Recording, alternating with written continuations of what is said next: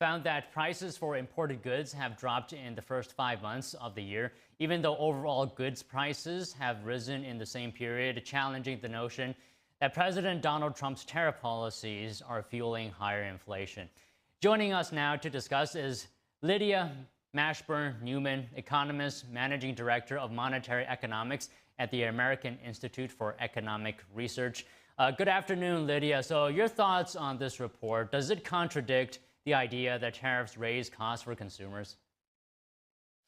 Yeah, so the report has been interesting. It seems a little bit like the data is being selectively chosen, but it is true. Tariffs at the end of the day typically are not inflationary, so we wouldn't necessarily see it to be a general rise in prices, which is one definition of inflation. What we would expect to see is a one-time price increase on those goods on which a tariff has been imposed. And it's also true that many of the tariffs, while they were broad and sweeping as announced on Liberation Day back earlier this year, many of those have not yet been fully implemented, and we have arrived at about a 10% baseline that we're hearing many businesses, the U.S. importer of these goods is the one who pays those, and so far they're trying to find ways not to have them pass through onto consumers. So it wouldn't necessarily be surprising that we're not seeing this necessarily show up in the data. It'll be interesting to see what happens as we move to the August 1st deadline with these larger, broader tariffs that are likely to be imposed at that time that we had been expecting to be implemented today. Okay, so on that point, do you think it is the reality that producers may be competing more aggressively on price to retain market share, and that's why some of them, or importers as well, are absorbing the costs? Yeah, so a lot of businesses are very well experienced, unfortunately, with how to deal with price increases and their consumers. They had a recent experience with the large inflation that we had back in 2022.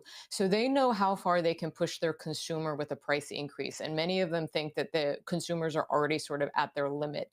And so what we're hearing is that businesses, whether it's the importer or other folks who end up ultimately selling the importer pays the initial tax, but the one who sells the good at the end of the day, anywhere along that part of the supply chain, it sounds like businesses are trying to find ways to find cost savings or eat that additional cost of the tariff. And they're also waiting to see what the tariff actually looks like because not all tariffs have been fully implemented yet. And so far, they have been relatively small based on the amounts that they could reach to based on pronouncements just today and yesterday. So generally speaking, is it more likely that tariffs raise prices for consumers, or is it that it's sort of negligible? Yeah, so it depends on the rate of tariff. It is true, a tariff is a price increase. It is usually a one-time price increase, like we had with the steel tariffs under the first Trump administration, where we saw increases in the price of goods that use steel and aluminum, especially washing machines, automobiles, and other items. And so usually you impose a tariff, there's a one-time price increase, and you are then at that new higher level of prices. That's not necessarily inflation, which inflation would be a continuing increase in prices as we go along. So what we're seeing is, will these tariffs, we do think that they will end up increasing the prices of certain specific goods and sectors in the economy, depending on which nations and which goods come from which nations end up with these higher tariff rates.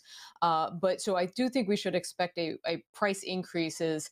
And we have actually seen some of this or some evidence. We're looking not necessarily through just CPI and PCE, but where you're seeing price changes even in pricing listed on Amazon. You're seeing some changes based on where the country of origin is. So there are some adjustments being made that are being already passed on to consumers that aren't necessarily always reflected in the CPI or PCE data that the government typically looks at as statistics. So they are coming in a slow trickle in different places. It isn't necessarily uniform, but at the end of the day, we should always remember that a tariff is not borne by the nation from whom those goods are coming. It is borne by the business that chooses to import that good. And these are almost many times US based companies ultimately. And it is especially impacting smaller businesses, smaller startup businesses who get a lot of their input products from nations like China or Bangladesh or places where they can get cheaper input goods like a carton for their product or packaging for their shipping materials. So we're actually hearing anecdotally, especially people in more of the gig economy or people who might sell on Etsy. These are things that are increasing their costs and burdens of production. So it will be interesting. Larger corporations have a way of dealing with this and shifting the costs because they're large. It's these smaller businesses that we definitely want to be being very mindful of the impacts on them. And Trade Secretary, Secretary Besant is projecting $300 billion in tariff revenue this year. What do you make of that projection? And that's nearly quadruple what we brought in recent years. That's a good thing, right? It can be a good thing in that more revenue helps with the U.S. budget deficit. However, that is ultimately being borne by the U.S. consumer. So we're basically just increasing taxes on the U.S., even though we're calling it a tax on another country. It is the U.S. that ends up paying these. So it could be beneficial if it's being offset by maybe, like in the Big Beautiful Bill, reductions in other types of taxes. But we also just have a growth in government where we are spending a great deal of money and not generating enough revenue to cover those expenses. So $300 billion might be something, but it's a bit of a drop in the bucket compared to our interest expenses, overall expenses on defense spending, expenses on our entitlement programs. So I think at the end of the day, it's somewhat of it's possible we get 300 billion, but we are far away from closing the deficit. And we're also still extracting this from the American people. The incidence of the tax still falls on the American people. So we're basically asking them to pay for more at the end of the day. Okay, you mentioned the Big Beautiful Bill earlier. I'm wondering, you're saying these tariffs could be a tax on the American people. The bill makes permanent tax cuts, right? Incentives introduced by the 2017 tax cuts. For example, keeping lower income taxes, tax rates for individuals, and restoring full tax write-offs for businesses as well that buy new equipment, extending tax breaks, right, for small businesses, small business income. This will all boost the economy, right, and will counter the tariffs, as you say they are a tax. So some of the provisions I think could be quite healthy in terms of reducing a tax burden on certain sectors of the economy. As you mentioned, the standard tax deduction that most people who file their income taxes, they are not only getting an extension of what they had, which was a higher level of basic exemption of income they don't have to pay taxes on. That amount has increased a bit for both individual filers as well as those filing jointly.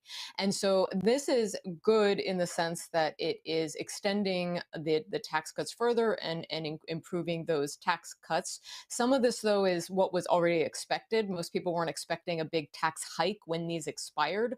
So the juice, so to speak, from that level of tax relief might not be as great as it would be if we were moving from, say, a higher tax rate than where we have been up to now. But as you mentioned, there are other parts of the bill that could potentially be helpful and useful. The qualified business tax deductions are really helpful for small businesses. There are also provisions for no taxes on tips and overtime, or up to $6,000 of Social Security benefits. The first two of those, though, are temporary. They only last till 2028, so it will be a relatively brief period. But we should keep in mind, while it can be helpful to reduce the overall tax burden, that can lead to spur more investment. And there are investment provisions that are beneficial, including 100% expensing for businesses, which is a great investment tool, or rather it promotes investment. But we do want to be mindful when the tax code starts to get this complex, it can end up actually harming not just economic activity, but some of consumers' choices, because we start to make decisions based on the tax relief we may get instead of what may be most beneficial for our current situation or our family situation. Take, for example, the interest deduction on autos. That's one of the things that's been added. We saw this when you used to have large interest deduction on housing. It encouraged an overconsumption in the amount of house that a family would purchase. And as we know, this had very sad consequences during the housing crisis in 2007, 2008. And so I would be concerned that this tax deduction on auto interest might push people into more car than they would really otherwise take on, more debt than they would otherwise take on to furnish their car. So we should be very mindful that the tax code the simplest, lowest tax rate usually tends to be both the most efficient for revenue for government as well as the least distortionary in the economy. So I would like to have seen it with fewer carve outs and more across the board, just clean taxes that people can easily grapple with instead of getting the reams of regulatory IRS tax code that will inevitably come from these provisions. Okay, just to wrap up here, can I have your assessment on what you think the overall landscape, economic landscape will look like in the coming months, years, keeping in mind the tariffs, the big beautiful bill, tax cuts, and as well S&P 500, at least right now, which some see as sort of a benchmark for the U.S. economy, is near record highs, or a few days ago we're actually exceeding record highs. I mean, taking everything into account, do you think the outlook is good on the U.S. economy? I think there are the possibility for some headwinds is still out there. The tariffs and the uncertainty is still looming a little bit. I think the stock market has kind of come to terms and grappled with, okay, we're going to get tariffs at some sort of higher rate at some point. And they're roughly thinking somewhere between 10, maybe 25%. And so I think the stock market maybe isn't the ultimate end all bellwether for how we're doing. I think we want to continue to be looking at things like inflation, what's happening with inflation, what's happening in the labor market, especially. Are we going to see, we did see businesses kind of pause. We didn't see a lot of new job openings for a while, although we had a great month last month compared to expectations. So I do think there are possibilities for headwinds. The tariffs provide uncertainty. And businesses have to grapple with those, and long-term investment decisions are sort of being a little bit put on hold. And all of those will eventually have some effect on overall economic growth for the remaining months of the year. And so I'm not sure that we're looking at direct recession anytime soon, but I do think we're looking at a somewhat dampening overall economic effect compared to where we might have been otherwise had we had less uncertainty from provisions like the tariffs.